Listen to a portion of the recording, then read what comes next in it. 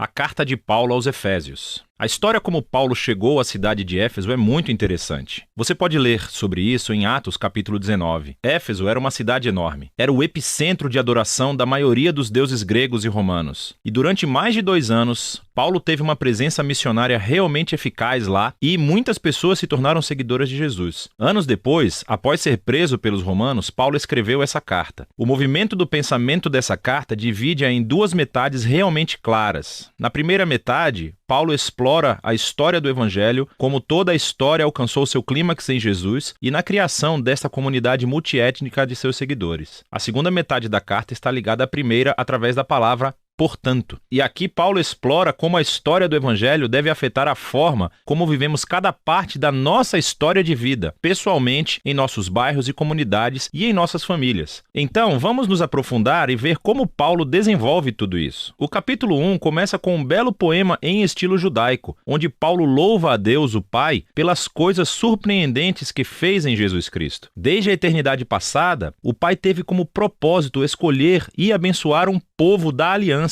Pense aqui na família de Abraão, em Gênesis, capítulo 12, versículos 1 a 3. E agora, através de Jesus, qualquer pessoa pode ser adotada nessa família. A morte de Jesus cobre os nossos piores pecados, os nossos piores fracassos, e em Jesus encontramos a graça de Deus. Na verdade, Paulo diz que essa graça abriu um modo totalmente novo de entendermos cada parte de nossas vidas. Ele diz no capítulo 1, verso 10, que o propósito de Deus era unificar todas as coisas no céu e na terra sob Cristo, que é um título que significa Messias. O plano de Deus sempre foi ter uma enorme família de seres humanos restaurados, unidos em Jesus, o Messias. Esse propósito divino se tornou claro, diz Paulo, quando fomos primeiramente transformados naquela família. E aqui ele está se referindo aos judeus étnicos e à família de Abraão. Mas então Paulo fala sobre vocês, e aqui ele quer dizer não-judeus. Todos vocês ouviram sobre Jesus e a salvação através dele, e foram trazidos para essa família pela obra do Espírito Santo. E assim, aqui, ele está se referindo aos eventos relatados nas histórias dos Atos, sobre como o Espírito de Deus reuniu judeus e não-judeus em uma única família em Jesus, tal como Deus prometeu a Abraão há muito tempo atrás. Note também como, nesse poema, Paulo começa falando sobre Deus o Pai, e depois sobre Jesus o Filho, e aqui no final sobre o Espírito. Os 3 trabalham juntos quando Paulo conta a história do Evangelho. É muito legal. Depois do poema, Paulo responde com uma oração. Ele ora para que esses seguidores de Jesus não apenas conheçam, mas experimentem pessoalmente o poder do Evangelho. Que eles sejam energizados pelo mesmo poder que ressuscitou Jesus dos mortos e o colocou como a cabeça exaltada de todo o mundo. Agora, no capítulo 2, Paulo retrocede e desenvolve algumas ideias-chave do poema do capítulo 1, especialmente sobre a graça de Deus e essa nova família multiétnica de Jesus. Ele começa recontando a história de como esses cristãos não-judeus conheceram Jesus. Antes de ouvir sobre Jesus, eles estavam fisicamente vivos, mas estavam espiritualmente mortos. Eles estavam presos em uma vida de egoísmo e sem propósito, e estavam sendo enganados pelas forças espirituais do mal. Mas, surpreendentemente, Deus, em seu grande amor e misericórdia, os salvou. Ele perdoou todos os seus pecados e juntou as suas vidas à vida de ressurreição de Jesus, e ele também os trouxe de volta à vida. E agora, tendo sido criados como novos seres humanos através de Jesus, eles têm a alegria de descobrir todos os novos chamados, propósitos e tarefas que Deus colocou diante deles. Eles não só foram presenteados com a graça de Deus, como também foram convidados para uma nova família. Antes de ouvir sobre Jesus, esses não-judeus não estavam apenas afastados de Deus, eles estavam separados do seu povo da aliança, da família de Abraão. E por uma razão muito prática, os mandamentos da aliança do Sinai formavam uma linha divisória ao redor dessa família. Eles eram como uma barreira que mantinha a maioria dos não-judeus afastados. Mas em Jesus, as leis da Torá foram cumpridas e a barreira foi removida. Os 2 grupos étnicos se tornam, como Paulo afirma, uma nova humanidade unificada, capaz de viver em paz. Então, Paulo Paulo continua no capítulo 3 a se maravilhar com o papel único que ele teve de espalhar essa boa notícia para o povo não judeu. E mesmo estando na prisão, ele agradece a Deus pela chance que teve de ver essa família da aliança crescer tanto. Então, Paulo termina a primeira metade da carta com outra oração. Dessa vez, ele ora para que os seguidores de Jesus sejam fortalecidos pelo Espírito de Deus para simplesmente compreender e entender o amor que Cristo tem pelo seu povo. A segunda metade da carta começa com Paulo mudando de ritmo, e ele começa a desafiar o leitor a responder à história do Evangelho pela maneira como vive a sua própria história de vida. Então ele começa no capítulo 4 com a vida cotidiana da igreja. A igreja é uma grande família com muitos tipos diferentes de pessoas, mas ele enfatiza que eles são um, e um é a palavra-chave nesse capítulo. Eles são um corpo que é unificado por um Espírito. Eles têm um só Senhor com uma fé. Eles têm um batismo. Eles acreditam em um Deus. Isso é muita união. No entanto, diz Paulo, a unidade não é a mesma coisa que uniformidade. Ele continua a explorar como a nova família de Jesus consiste em muitos tipos de pessoas muito diferentes, mas todos são capacitados pelo único Espírito Santo, cada um usando seus talentos e paixões únicas para servir e amar uns aos outros e para edificar a igreja. E aqui ele usa duas metáforas muito legais. Uma é a construção da igreja como um novo templo, e a segunda é que todos estão se tornando uma nova humanidade, com Jesus como a cabeça. E essa nova humanidade é uma metáfora que ele vai usar nos próximos capítulos. Paulo desafia todo cristão a retirar a sua velha humanidade como um conjunto de roupas velhas e a revestir-se de sua nova humanidade na qual a imagem de Deus está sendo restaurada. E ele então segue para essa longa sessão onde ele compara a humanidade nova e velha. Então, em vez de mentir, novos humanos falam a verdade. Em vez de guardar raiva, eles resolvem seus conflitos pacificamente. Em vez de roubar, os novos seres humanos são generosos. Em vez de fofocar, eles encorajam as pessoas com suas palavras. Em vez de se vingar, os novos seres humanos perdoam. Em vez de gratificar todo o impulso sexual, os novos seres humanos cultivam o autocontrole de seus desejos corporais. Em vez de ficar bêbados, os novos seres humanos vivem sob a influência do Espírito de Deus. E ele explica como era essa influência